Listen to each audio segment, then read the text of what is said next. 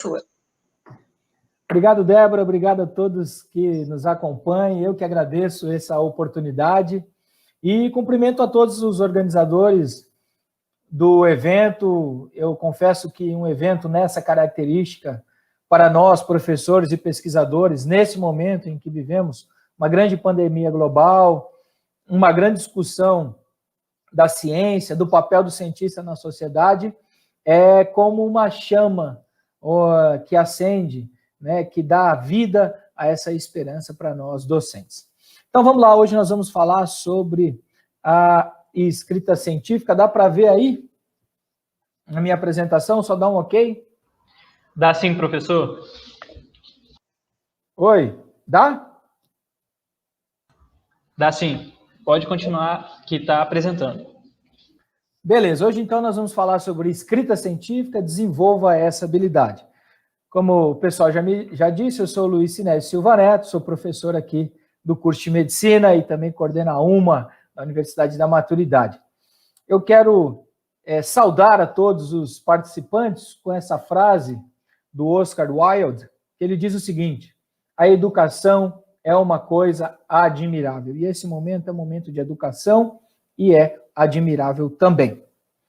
Eu inicio trazendo essa figura que é da Grande Biblioteca de Alexandria. E por que eu trago essa imagem, por se tratar de escrita científica, essa palestra? Vou seguir aqui um roteiro, porque senão eu vou falar muito e aí vou ultrapassar o tempo do link. Porque desde a filosofia grega,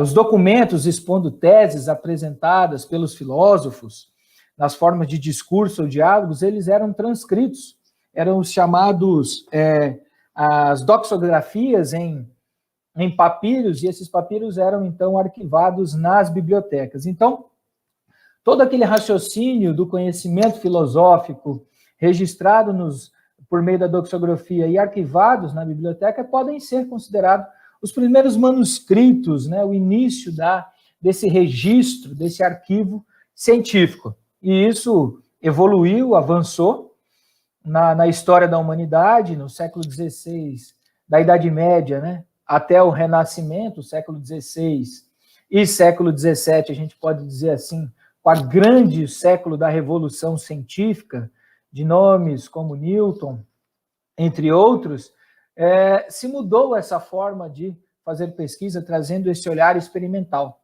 Mas sempre foi a escrita científica, ela vem na sua forma argumentativa e importante. Então, depois lembram as histórias que a Biblioteca de Alexandria, ela pegou fogo, destruiu, alguns autores destacam que tinham mais de 1 milhão de papiros de teses dos filósofos nessa biblioteca, mas depois ela foi reconstruída.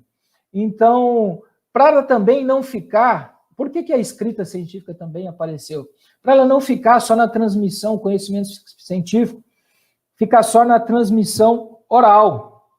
Lembrando, então, que no Renascimento, século XVI, nós tínhamos, então, essa transmissão de conhecimento, ela sendo elaborada, sendo feita, basicamente, por membros do clero, em especial nas universidades, e por meio dos monges copistas, que, ao contrário do que se acredita, esses monges copistas, né, e aí tem o nome de cópia, de copistas, não só produziam Bíblia, mas também traduziam, copiavam textos antigos em grego, latim e também árabe. Então, a escrita científica, ela tem basicamente, e aqui trago essa história da Biblioteca de Alexandria para a gente conversar sobre esse importante registro científico por meio da escrita científica.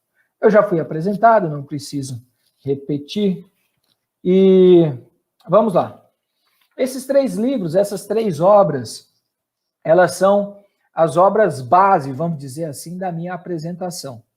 Nós temos, então, aqui, de azulzinho, o livro do Michael J. Katz, né, que é da pesquisa para o manuscrito, que é um guia de escrita científica. Esse é um livro bastante didático, interessante, traz técnicas não somente de escrita científica, mas também de leitura científica, e uma coisa está associada à outra.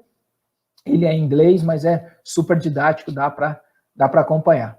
O livro em vermelho é um guia prático para a redação científica do professor Gilson Volpato, esse já está em português, e ele também dá dicas, o que precisa ter na introdução, o que precisa ter na metodologia, no resumo, na discussão, na conclusão. É um guia muito prático de redação científica, vale a pena também a leitura. E uma outra questão que ele chama atenção nessa obra do Volpato é a questão da gente fazer ciência não somente com um volume quantitativo de produções científicas, mas também fazermos um volume qualitativo de produção científica, aliado a uma linguagem, a uma maneira de fazer ciência de forma universal. Esse é uma base conceitual que eu vou trabalhar mais para frente com vocês. O outro, esse livro branquinho, é um livro muito bacana também, não é muito grande, acredito que umas 250 páginas, e ele é muito didático, porque ele trabalha na perspectiva da escrita científica propriamente. Então, vai trabalhar, por exemplo, algumas estratégias de formulação de sentenças, trabalha com uma didática, por exemplo, de árvore, que eu vou explicar mais para frente, fala da importância de conceber um texto com clareza, precisão e elegância, trazendo aquilo que ele chama de boa prosa ou prosa clássica da redação científica. Vale muito a pena esses 3 livros, e eu li os 3 e uso hoje para ministrar essa palestra aqui para vocês. O outline da nossa apresentação, então, vai ser, o primeiro momento, nós vamos falar da redação científica, do artigos e outras formas de comunicação científica. No segundo momento, vamos falar das bases conceituais da escrita científica. Depois, algumas considerações finais, referências bibliográficas e encerramos. Bom, eu desejo iniciar essa reflexão sobre escrita científica. Deixa eu só ligar um negócio aqui, senão eu vou me perder. Pensando o seguinte, que nós vivemos numa sociedade, onde, principalmente no campo da ciência, a necessidade da gente fazer grandes disrupções, numa sociedade disruptiva, de se pensar de uma forma diferente, se pensar fora da caixinha. Mas a gente aprendeu determinados conhecimentos que nos limitam, ou aquilo que eu chamo de pensamentos anticriativos. Isso tem uma influência tanto da sociedade, das escolas, da própria universidade, como também da questão da personalidade. Eu gosto muito desse exercício, porque fazer escrita científica é pensar fora da caixinha. E você aprendeu um dito popular que diz o seguinte: quando a vida te der um limão, você faz o quê? Aí as pessoas logo vão pensar, poxa, eu faço uma limonada. Outras vão fazer, eu faço uma caipirinha, né? Aqueles que gostam. Enfim, mas ficou o pensamento exclusivamente para essa questão de caipirinha ou de alguma coisa para beber. Mas a gente sabe que dá para fazer muito mais coisa quando a vida te der um limão. Dá para fazer, por exemplo, um esfoliante, dá para fazer depilação, dá para fazer dá para servir de anti-insetos, dá para combater caspa, dá para limpar a casa com limão. Então, o que eu quero dizer com isso? Que para se fazer a escrita científica, para se escrever no campo científico, é preciso ir além. Vai mais longe. Não fica preso a inteligências cristalizadas, que a gente chama. Vai além. Você que é aluno de medicina, você precisa ir além. Precisa pensar com maior profundidade, maior consciência.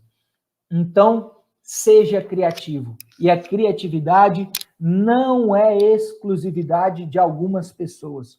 Todos nós nascemos criativos. Em algum momento da história da humanidade, a criatividade foi relacionada a grandes gênios, a grandes pessoas. Porém, a criatividade está relacionada não a pessoas. A criatividade está relacionada a trabalho, errar, acertar, errar, até que um dia você acerte. Então, a persistência é uma vocação da criatividade. Seja criativo. E aí, para além dessa criatividade, a gente fica pensando. Então, o professor mostrou lá a Biblioteca de Alexandria, onde os filósofos faziam lá as doxografias e registravam os seus manuscritos. E hoje, como é que a ciência faz os seus registros? E essa concepção de registro científico está intrínseco na própria concepção de ciência. Porque o que a gente pode reduzir aqui o conceito de ciência? Ciência é a coleção ordenada de registros científicos, ou seja, observações sobre o mundo natural, feito por meio de procedimentos bem definidos, e os registros científicos são arquivados em uma forma padronizada. Opa! O campo científico tem a sua linguagem própria, tem a sua padronização própria, diferente do conhecimento popular, diferente do conhecimento religioso, diferente do conhecimento filosófico. O conhecimento científico, então, possui em si as suas características de padronização. Uma das formas de comunicação de registro científico é o próprio artigo. E aí trago, então, mais uma condição histórica do artigo científico. Aqui nós temos o Jornal des Escavans, que significa Jornal dos Sábios, e o Philosophical Transactions, que é da Sociedade Real de Londres. Esses dois jornais, são considerados as primeiras revistas científicas do mundo. Elas surgiram em 1665 e, então, a partir desses dois jornais, eles tinham acesso, as pessoas tinham, todos que queriam adquirir, poderiam fazer isso, e contribuíram, esses dois jornais são considerados com grandes contribuições para a divulgação e o pensamento científico na humanidade. Não diferente de hoje, esses dois jornais, como eram do século XVII, estava no meio ali da Revolução Francesa, e como um era da França, o outro da Inglaterra, os dois foram caçados, né, sofreram represálias, mas deixaram um grande legado. Antes de 1665, como é que se registrava a ciência? Eram por meio de trocas de cartas pessoais, de congressos. Quem tiver a oportunidade de assistir o filme do Einstein, vai ver que ele mandava várias cartas das suas leis para professores, pesquisadores. Então, eram por meio de trocas, de congressos, os livros depois. E aí a gente tem um marco histórico que, a partir do século XIX, foi priorizado os artigos. Depois, no século XX, surgiu as editoras comerciais, trazendo as revistas científicas. Muitas dessas revistas ou eram das universidades ou do Estado, Estado enquanto Estado de democrático, né? Não democrático, Estado de país ou nação. E no século XXI, que é o século em qual nós vivemos, estima-se que a gente hoje tenha mais de 100 mil jornais científicos à disposição dos leitores, ou seja, tem jornal científico para tudo e para todos os gostos hoje. Aquele mito de que o que eu me proponho a escrever, professor, nunca ninguém escreveu, não é possível se fazer isso mais hoje. Só que esses registros de artigo científico, eles vêm mudando, especialmente no século XXI, especialmente pós-internet. E aí, 3 aspectos importantes. A editora Elsevier lançou o que ela chamou de artigo do futuro, que é mudar um pouco essa estrutura rígida dos artigos. Tem a revista Jove também, do Journal of Visualized Experiments, que também ela traz uma forma diferente do artigo, no qual quero mostrar para vocês aqui. Que é, ao invés somente de ter o artigo escrito, você pode ter um vídeo que vai contar a história daquele artigo. Então, por exemplo, eu quero saber aqui de um tema, sarcopenia, um tema importante na literatura científica. Digito lá, sarcopenia, vai aparecer todos os artigos aqui relacionados à sarcopenia. Eu quero conhecer esse artigo aqui que vai estudar biópsia muscular no vasto lateral desses humanos. Aí eu tenho a opção, tá vendo aqui, ó, artigo, mas eu tenho a opção também de saber sobre o artigo num formato de vídeo. Então, vou clicar aqui e quero saber como é que eles fizeram o vídeo. E aí os autores vão explicando como é que foi a concepção, o objetivo, metodologia, os métodos.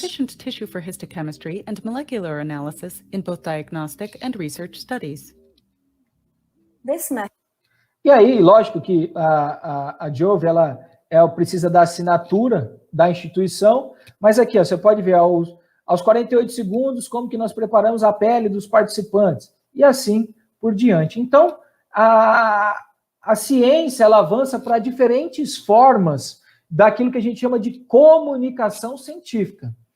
E esse negócio do vídeo aí, a PLOS ONE soltou um artigo que comparava, da Kate Bredinette. Ela comparava, pegava um grupo de pesquisadores experientes e um grupo de pessoas que tinham uma escolaridade alta, mas que não eram expertos em ciência.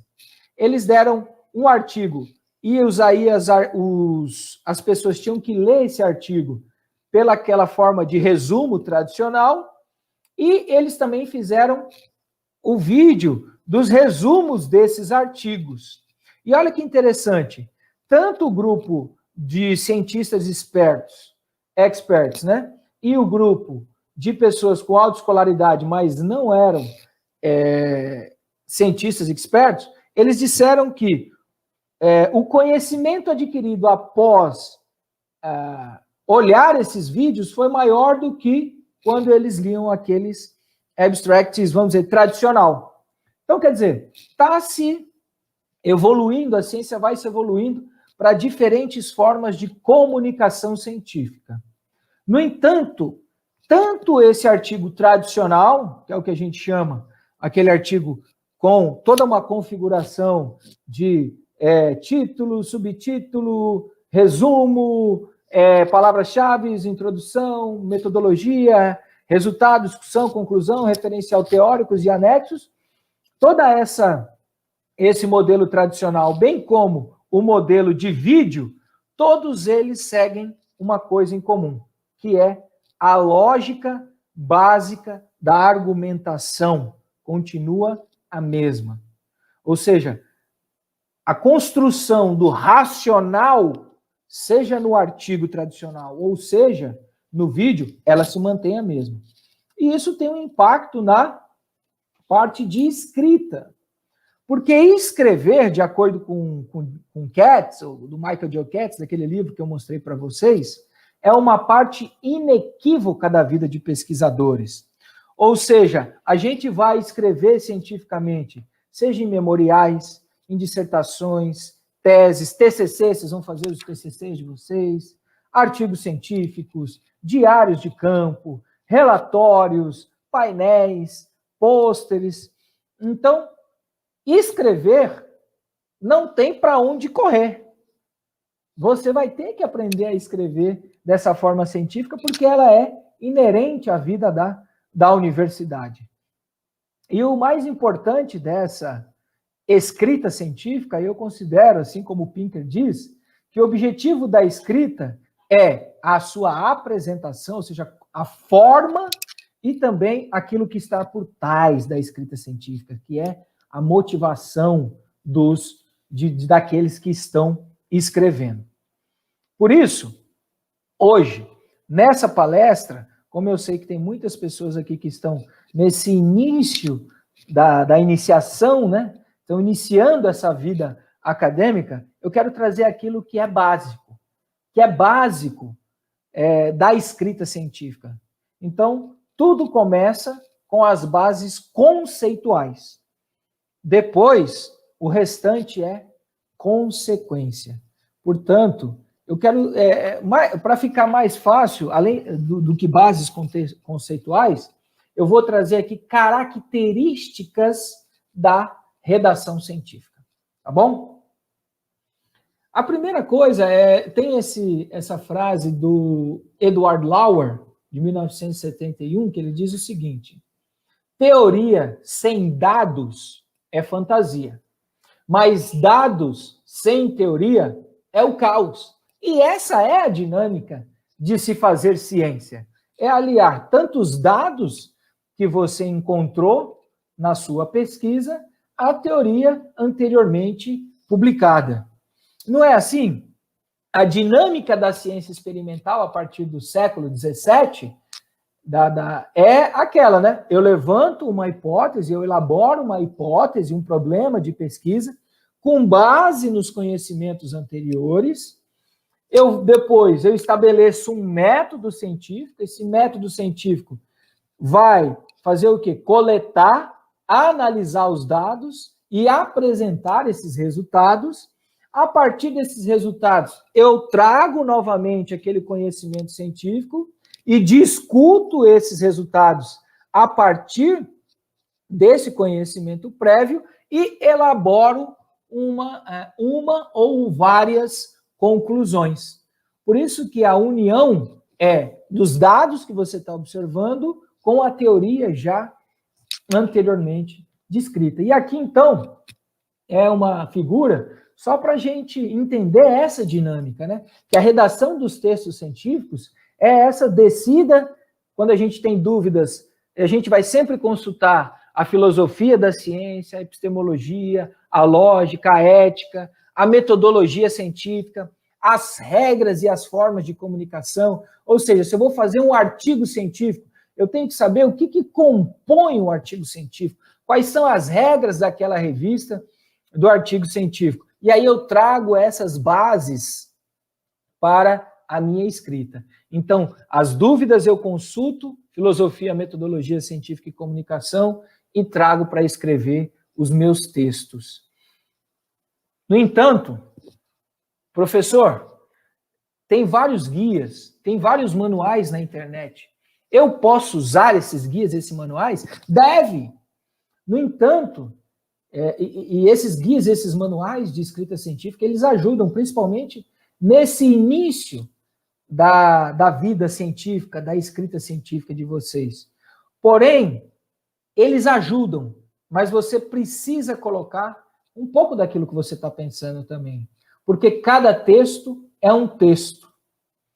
Por favor, crie e não só copie. Porque senão nunca você vai aprender a escrever, a fazer a redação científica. E não tenha medo de errar. Então, a gente precisa, a partir dessa dinâmica, entender como quebrar esse mito da redação científica, da ciência e do TCC. E aí tem uma frase bacana do Steven Pinker que ele diz o seguinte: um aspirante a escritor poderia ser perdoado por pensar que aprender a escrever é como enfrentar um percurso de obstáculos num campo de treinamento com um sargento berrando no seu ouvido. É esse temor que aflige esses escritores, né, iniciantes, aspirantes, que eles chamam aqui. Mas não, vamos quebrar esse mito, vamos quebrar esse preconceito e vamos nos dar a oportunidade. Por que não transformar a escrita científica e, em vez disso, não encarar esse aprendizado como algo prazeroso, como, por exemplo, cozinhar ou fotografar? Você pode colocar outro verbo aí, como jogar bola, como comer um chocolate gostoso, como tomar uma cerveja artesanal gostosa, como jogar um videogame, sei lá, como ler um livro, como escutar uma música do Barões da Pisadinha, enfim. Né? Então é importante que você torne esse ato de escrever como uma coisa prazerosa. E aí vamos entrando nas bases conceituais da escrita científica. Primeiro, uma base conceitual da escrita científica é: a ciência não é determinista. Ela tem uma base que é empírica, ou seja, você quer falar sobre obesidade infantil. Muitas pessoas já escreveram sobre obesidade infantil.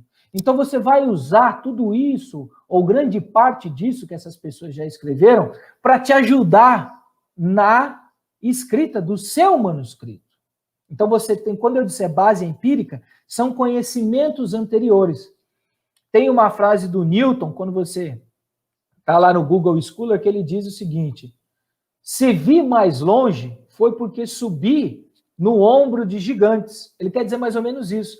Existe uma base empírica, um conhecimento empírico anterior que deu base para ele gerar novas descobertas na humanidade.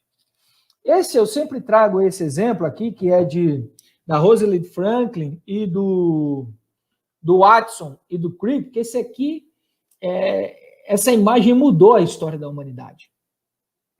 Porque esse aqui é a imagem, e ali em cima é o artigo que foi publicado na Nature, em 25 de abril de 1953, onde Watson e Crick descrevem a forma dupla da hélice do DNA. Vocês conseguem ver a forma dupla da hélice do DNA claramente nessa imagem, não conseguem? Hoje parece fácil. Mas muitas pessoas olharam essa imagem e não conseguiram ver a dupla hélice do DNA. O que isso quer dizer? Que eu posso olhar para o mesmo problema e ter diferentes interpretações do que vocês. Por isso que sempre a conclusão de um artigo é uma conclusão daqueles autores do artigo que analisaram aqueles dados à luz da base empírica que eles possuem. Então, a ciência não é determinista. Tomem cuidado com os falsos profetas, com aqueles que não têm capacidade científica para discutir, conversar, criar argumento científico. Porque esses talvez saiu até um paper agora dizendo da quantidade de charlatanismo científico que está acontecendo nesse período de pandemia. Mas gravem essa: a ciência não é determinista. Imagina se na saúde mental, hoje, a gente faz, por exemplo, lobotomia, como se fazia anteriormente. Não faz. Então, esse conhecimento científico, ele tem uma validade científica, mas ele é transitório. Isso serve para tratamentos, isso serve para prescrição de fármaco, isso serve para condutas clínicas, entre outras, no campo da medicina. Uma outra base empírica da escrita científica é que nós temos diferentes tipos de argumentação. O que significa isso? Primeiro eu quero fazer um parênteses aqui, que argumento é diferente de opinião. Por exemplo, eu sou tricolor paulista, torço para São Paulo, eu opino sobre futebol. No entanto, eu não consigo criar um argumento técnico, científico, para explicar por que meu time tinha 67% de chance de ser campeão brasileiro e quase que não vai para a Libertadores. Isso aí, os cientistas de dados do futebol vão poder explicar, vão poder argumentar melhor do que eu. Eu tenho uma opinião. Os caras não quiseram mais jogar bola, sei lá. Fico falando aí, né? Então, assim, argumento é diferente de opinião. E dentro da escrita científica, quando você vai lendo os artigos, você vai começando a ver que existem diferentes formas de você gerar esses argumentos. Uma forma de você argumentar, escrever a redação científica, é você bater de frente, como essa menina aí que está dando um direto no queixo desse cara. Então é você pegar um texto e já ir batendo, questionando de forma ativa. No entanto, existe uma outra forma de você argumentar a escrita científica, que é essa forma aqui do judô, né? Usando uma alavanca. Então também tem aquela forma de você pegar uma ideia, mostrar que essa ideia é interessante, no entanto que essa ideia tem falhas, e por essa ideia ter falhas é que você está trazendo uma nova forma de se argumentar. Então a argumentação é uma base conceitual da redação científica. Criar esse raciocínio, essa forma de pensar é fundamental.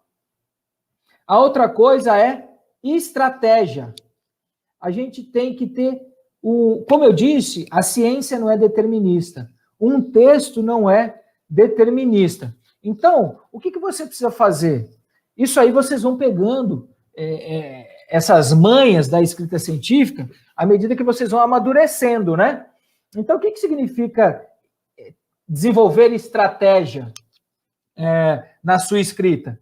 É você olhar para o seu público, quem vai ler esse artigo, olhar para a revista e valorizar aquilo que vai chamar a atenção do seu leitor. É estratégia para mostrar opinião, é estratégia para mostrar que aquele seu artigo, que aquela sua redação, ela é importante ser publicada naquela revista, ou que é importante ser publicado naquele congresso, ou que é importante ser publicado, né, sei lá, em qualquer outro lugar. Aconteceu comigo, vou contar rapidamente isso aí.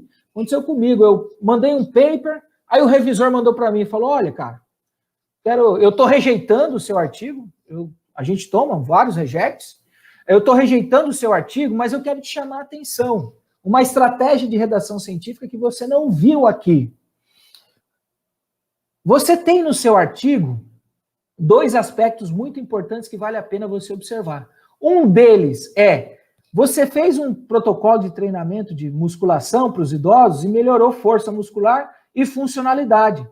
Uma coisa que quase não acontece com esses programas, o que acontece geralmente? Os velhinhos desistem de fazer exercício no meio dos programas. Só que no seu, eles tiveram 100% de adesão. Valoriza isso. Olha só, uma estratégia que eu poderia ter valorizado na minha escrita do meu paper e passou. Então, redação científica exige estratégia. Tem várias técnicas estratégicas para você organizar o seu manuscrito, o seu artigo. Depois, num outro momento, a gente pode conversar só sobre, por exemplo, estratégias para ler artigo, estratégias para montar sentenças, estratégias para montar parágrafos, estratégia para apresentar resultados. Qual é a melhor forma? É uma tabela? É uma figura? É fazer um desenho? Então, tem várias estratégias e a gente pode deixar isso para um outro momento. Outra base conceitual é que a ciência é internacional. Ah, mas eu publiquei um artigo falando especificamente de idosos aqui do Tocantins. Todos os conhecimentos que você trouxe para esse artigo foram de pesquisas, tanto que foram publicadas na Inglaterra, na França, na Alemanha, no Brasil. Então, você usou conhecimentos anteriores internacional. E o que é ciência internacional? É só porque está em inglês? Não.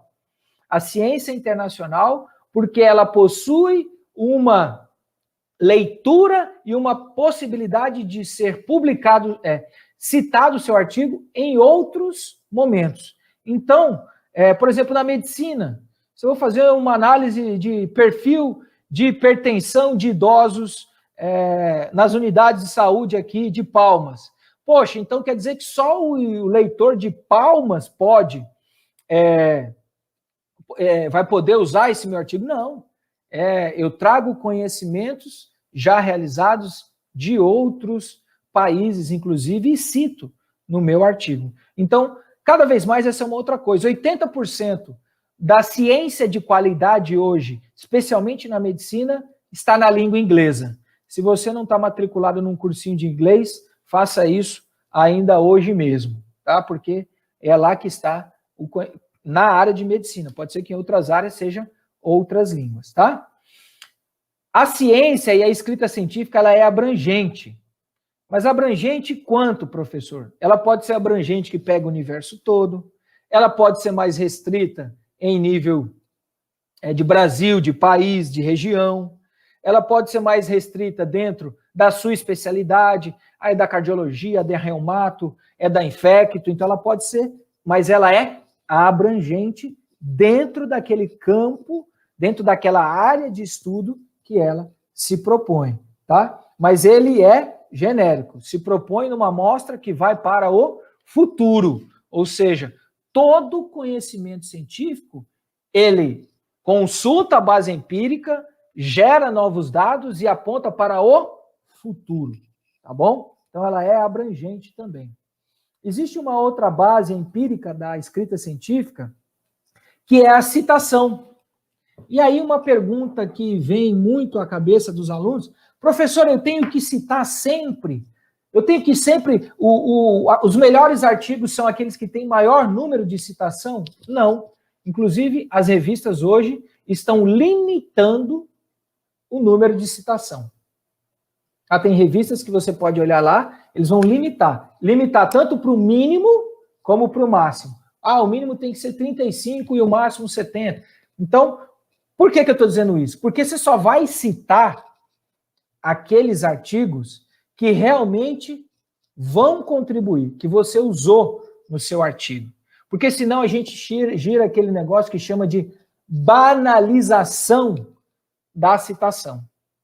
Então, a gente só cita, lembra? Citação pode acontecer no início da frase, no início do parágrafo, no início da sentença ou no final da sentença. Geralmente, hoje, a maioria dos artigos da medicina, eles usam uma regra que a gente chama de Vancouver numérico, que aparece o númerozinho. Se for a ABNT, aparece o nome do autor e o ano. Então, aquele númerozinho que aparece dentro do texto é uma citação de um artigo, que aí você pode ir lá nas referências bibliográficas e consultar por que aquele autor está citando aquele artigo naquele contexto do seu texto, tá? E por que a gente cita, professor? Porque é preciso que o conhecimento científico esteja enraizado, esteja embasado nessa base empírica anteriormente, tá? Gente, isso vocês vão criando essas estratégias à medida que vocês vão criando esse amadurecimento científico. Nós temos também estilos de escrita científica, como eu disse para vocês. Tem gente que escreve na escrita, no modelo de escrita ativo, voz ativa, voz passivo. Eu gosto sempre da voz ativa, porque coloca, né, essa percepção do próprio autor sobre isso. Tem alguns que preferem terceira pessoa. Muitas pessoas me perguntam, tem modelo, professor? Tem os protocolos, tem tudo. Tem as gramáticas, né? O estilo, o conhecimento científico tem gramáticas que devem ser seguidas à regra. Enfim, a construção de uma sentença de acordo com a regra gramatical e normativa. Mas o que eu acho mais bacana é faça, é teste. E aí isso vai fazendo você achar o seu estilo de escrita científica. Uma outra coisa é, a escrita científica ela deve ser realizada com profundidade. Geralmente, as informações, aquela cabalística, a gente fala, é assim. Não, é assim porque é assim, pronto, acabou. Porque eu acho que é assim e acabou, não precisa... Né? Não é. Então, escrever com profundidade é ir além. Como que se faz isso, professor? Como é que eu desenvolvo essa capacidade de profundidade? Estudando, estudando, estudando. Estou cansado, professor? Estuda, estuda, estuda, porque isso vai fazendo você alcançar essa profundidade, é aquilo que a gente chama também de consistência da escrita científica. Nós temos protocolos? Temos. Por exemplo, protocolo para fazer revisão sistemática, nós temos o Prisma. Protocolo para fazer estudos observacionais, aqueles transversais, seccionais, nós temos o STOB. Protocolo para fazer clinical trial, temos o CRASH, entre outros. Protocolo para fazer um estudo quase experimental, tem também. Tem protocolo para tudo hoje. Pega esse protocolo, leia e vai desenvolvendo, tá? E você vai ver que essa profundidade, quando você tem um dado, você olha um dado, se você não sabe sobre o assunto, você vai ter dificuldade de fazer o quê? De escrever sobre aquele assunto. É a mesma coisa de eu chegar agora e falar para vocês assim, escrevam sobre a guerra na Tanzânia. Pô, você não vai saber escrever sobre a guerra na Tanzânia porque você não tem leitura sobre a guerra na Tanzânia. Então você precisa ter leitura sobre isso.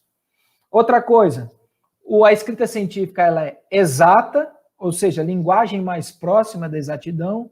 Ela é precisa, mesmo que ela varie um pouco, mas ela tem uma precisão. E ela é direta. Lembra aquele negócio que a gente falava de encher linguiça? Você fazia a redação lá no ensino médio e você enchia a linguiça? Não, aqui na escrita científica, como as pessoas estão com menos tempo para ler esse volume de artigos grandes, a gente está economizando palavras. Não é que está economizando palavras, nós estamos sendo mais direto. Um exemplo clássico que a gente usa você quer falar sobre que o dia não está bom, né? Então você vai dizer, estou achando que o dia não está bom. Não, seja direto. Hoje o dia está ruim. Seja direto, seja ativo, tá? Na sua escrita. Não fique dando voltas, voltas e voltas. As pessoas não têm mais tempo e isso torna o seu texto cansativo.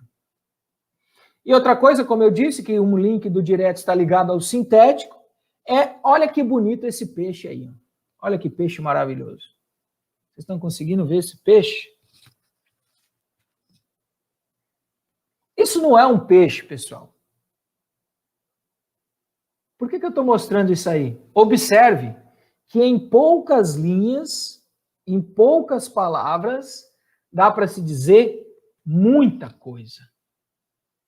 Então seja sintético. É diferente quando você vai dar uma palestra. A oratória é diferente do texto.